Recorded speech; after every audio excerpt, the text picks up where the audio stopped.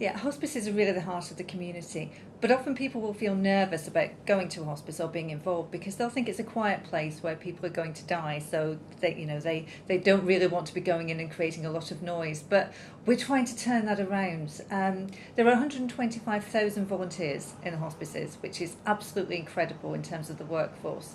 And some of them are in the hospice inpatient unit, some of them go into people's homes to do the gardening or to clean the car or to take people out or whatever it might be, help somebody with bills, or they're helping out in the shops, or they're running marathons, so they're doing huge amounts. But hospices are also doing more to open their doors and make people realise that they're happy places. When you walk in, people are smiling. People have been through loss and they're happy to talk about it, but it is generally a happy place. So a lot of hospices are creating coffee shops on site. I walked into one recently, St Wilfrid's in Eastbourne, and you walk in and they had a band playing, a jazz band. And they had a big cafe and they had mother and baby group going on and they had art on the walls, and it's located next to a busy supermarket on an industrial estate, but it's absolutely beautifully done. And I walked in and thought, am I in a hospice? Because it was absolutely beautiful. And then of course you walk forward towards the inpatient unit where the beds are, and there's day centre and people are coming in for appointments, and it's beautifully quiet and peaceful, and they've got all the gardens and everything else. It's all going on in the same place, because it's about time that communities took death back and that we didn't medicalise it and put it behind closed doors and be frightened of it. Death is part of living, it's part of life. People dying in your life is part of your life, and just because their story is ended, they're still part of your story. So it's about being part of that as long as possible, and hospices are adapting to that, and as they're opening their doors and becoming more welcoming, then people are responding and coming in. It's great. On volunteering, if anybody wants to volunteer, I'd urge you to get in touch with your local hospice, and you can find them on the Hospice UK website. We have a page, Find My Hospice, and just put your postcode in, it will tell you where they are. And there's a massive range of roles, so everything from, could you be a trustee of your hospice, for example? Could you consider becoming a hospice chair and get involved in the direction and where the hospice is going?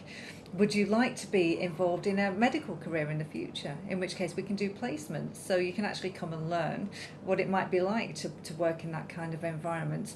Are you interested in gardening? Are you interested in flower arranging? Do you have a dog? Would you like to bring your dog in once a week? Because patients get a huge amount out of that. Are you good at arts and crafts? Would you like to come in and run painting courses, knitting, all kinds of different things. For men, they often like to do woodwork together or learn new skills, and there's a lot of men's sheds in hospices, so they can get involved in that. Would you like to be a greeter and work on reception? Would you like to meet people during the day, help out in the cafe, help out in the shops? There's an enormous amount that people can do, and there's a perception that it's just something that you do when you retire. And of course we're hugely reliant on our retired workforce, and they'll often retire at 65 and come and work for us for 30 years. It's absolutely incredible. But it's something that young people can do as well, whether it's that befriending, so if they just have time to make a phone call maybe once a week, or they have time to do a visit. And I recently met a young man in his 20s, and he was running a media agency. But his favourite thing to do every week was his volunteering work, where he went off just to go for a walk with a man who had Parkinson's, and he used to fly Concorde. Who knew? They had the most incredible conversations.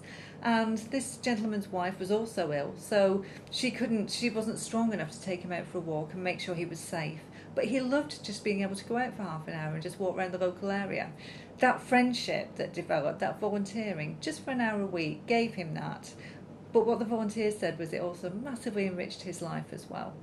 So don't assume just because you're busy, just because you have a full-time job, that you can't volunteer. You can volunteer, and actually you can get so much out of it. A lot of bereavement support services and hospices rely on volunteers, and they will even have volunteer bereavement counsellors. And it's a big commitment because you have to go through all the training, but then it gives you that skill to be able to do that. And people feel that it's a very, very rewarding role that they can do. So volunteers are absolutely crucial in terms of bereavement support. But I think the other side of things as well is that we're looking after people in their own homes, both before and afterwards. So even if all you want to do is help give somebody a lift to the shops, or you want to help run cookery courses for bereaved spouses who've never never boiled an egg before, let alone anything else. Because bereavement is not just about working through your feelings. it's often about learning new skills as well, and being able to cope. And if you want to stay in that home, how are you going to maintain it if half of your team is gone? Part of your team is gone. And it's working through some of those family issues as well.